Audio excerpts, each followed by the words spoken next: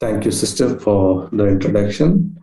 I praise God once again for this beautiful morning He has given us to come together as a church family, as believers in the Lord, rather, so that we could be in His presence every morning to seek His blessings, to seek His guidance, to ask for mercy. I really want to thank God for this 24/7 ministry. It has really been a blessing to many. I do know that, and I myself have experienced it. I want to thank Sister Priya for inviting me to speak yesterday and today. Yes, yesterday I spoke about I gave some few quotations regarding the topic. Here I am. This morning, basically, I would talk about myself, how I came to this church, how I came to the Lord. As most of you all know, that I was born as a Roman Catholic, born in a Roman Catholic family, and I had an inclination or a desire, rather, to say that I wanted even to be a Catholic priest. Such was my longing desire that when I finished my 10th standard, I even wrote to the Don Bosco Seminary in near Pune, that is a place called Lonavala, and they had sent a form. I did everything but except did not go there. All what happened was suddenly the Lord made a way for me to go to Kuwait. My brother, Pastor David, was there in Kuwait, and he brought me over there.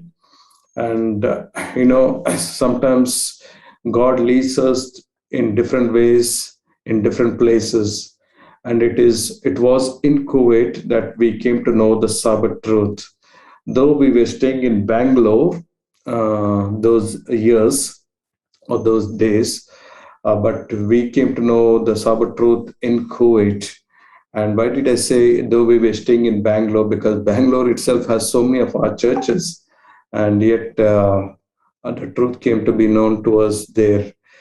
And the first challenge that I had was, as soon as I came to know the truth, was how will I keep the Sabbath there in Kuwait? Because Sabbath was the first working day there. Like here we have Monday, there we have Saturday as the first working day. But by God's grace, I spoke to the company, and the manager agreed to give me Sabbath off. And not in one Sabbath, they cut my salary, and they gave me, as I worked on that day. I had told them, if you want, you can cut my salary, but they did not cut. And in fact, even when I worked for that company for 8 years, they gave me the full settlement. And, so it was such a great blessing for me to see how the Lord was working. But sad enough to say that though I had kept the Sabbath, but, I was not really up to the mark. And somehow I got into some trouble, and things where I was really under pressure. Finally, I decided, okay, I'll leave Kuwait and come back. And I was really not knowing what to do, but I had still an inclination to serve the Lord in the ministry. And so I decided to be an lay evangelist. Now, after coming down to India, that was about 10 years back, I didn't know much about the Bible. And so I used to hear messages, audio and video messages, and I used to hear them. Then I used to understand our truth more better. And then I was then willing to go forward to give Bible studies to people. And like this, I had got contacts in the church, and some asked whether you can come to our native place. I used to say, okay, fine. I said, I'll come free of cost. You don't have to pay me anything. Just give me simple food and accommodation. And that's how I keep traveling. Yes, the challenge is that everywhere I go, the food is different, and the food timing is different. Now we know when the food is different and the food timing is different, It really causes inconvenience to the stomach itself. But nevertheless, with all this, and then add to that, water is different, the climate is different, the bed is different, the language is different, the culture is different. All these things are part of my ministry.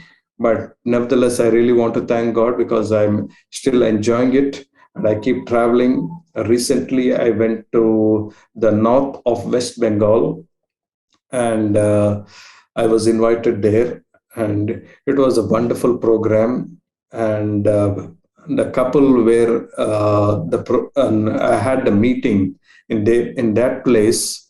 The couple had just moved in there 1 year back, and so morning and afternoon we had programs for our own people, including missionaries there. In the evening, the villages who are not of our faith, they were invited, and I was surprised those people came too for the evening meetings. And at least I found 20 of them, or say 15 of them, coming. So what I saw that this couple really, what I could say, created such a positive influence in the lives of those villages. And those villages are now ready to help this couple in any way, in construction or in their agricultural land and all these things. You see, my dear friends, yes, we may have the longing desire to serve the Lord or to pray for someone, or we may pray that, that so and so person in our family or in our friends group or in our working place, that they will be converted. Yes, that is important, but we need to know, how do we experience our Christian life on a day-to-day basis? Do we feel the presence of God, or are we still struggling?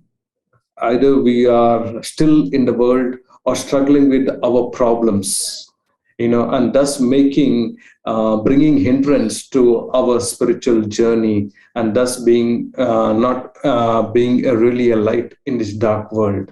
So these are some of the challenges that we need to know, that once we are with the Lord, yes, challenges will be there, but leave it to the Lord and say, Lord, this is your problem. I want to move forward in my Christian life. I want to move forward in my ministry life. You see, of course, as again I'm telling you, I'm not saying that we leave our jobs and come. No, where we are, we can do the ministry there. Our smile and the words that we speak and the thoughts that we have towards others, these things, really will bring a positive influence for us to win souls for Christ. And that's what we need to understand, that we have to really work in our own lives first. People should see there is a difference in our lives, especially the people who are not of our faith. I pray that God will help us to understand the importance of we living the message that God has given us. And so, and after going, the coming back from this program, the return journey was totally different than I used to travel before. My train ticket did not get confirmed, and I had to travel by two different trains and three different buses over a stretch of more than 2,500 kilometers. So I catch one train, and as soon as I catch that train, I book a ticket for the next train. And when I catch the second train, I book a ticket for the next bus journey. And like that, I finally reached Bangalore. And these are the challenges that I have. And of course, I don't see it as a big challenge. Only thing, while going, I need to make sure that I reach there on time. And coming back, it's not a problem. And so I am really being blessed. And now we are still going to have one more program in a very few days' time. I think in another 10, 12 days' time, we're going to have one more program in Northwest Bengal. And please pray for that, because There are more people who will come, including some of our church leaders will come. Myself and the Amazing Facts team, we are going there. So keep that in prayer. And then I also want to apologize. Many times I'm unable to come online for this 24/7 program, morning's prayer session. The reason is mostly I'll be traveling, and when traveling, it's difficult for me to get the internet connection. Sometimes it is good, and sometimes it is weak. And sometimes when I'm in a place, there is no proper phone range or internet range. There I struggle, so that's why I don't attend sometimes. But when I'm in Bangalore, I find it more easy and comfortable to join the 24/7. So please, I just want to apologize that sometimes I'm not available for this reason. But nevertheless, you all are in my prayers. And yes, this week, that is tomorrow, basically, I'll be going to Goa. It has been a while since I have not gone there. I'll be able to see Brother Albert, and I pray that he will be fully well soon. I think right now he is at home, discharged, and let us keep him in prayers. Also, of course, I have my ministry there also. Keep me also in my ministry there. So I want to thank God for each and every one of you all. Keep going, my dear friends. Keep going. Always let this thought be with you. Here am I, O Lord, or here I am, Lord.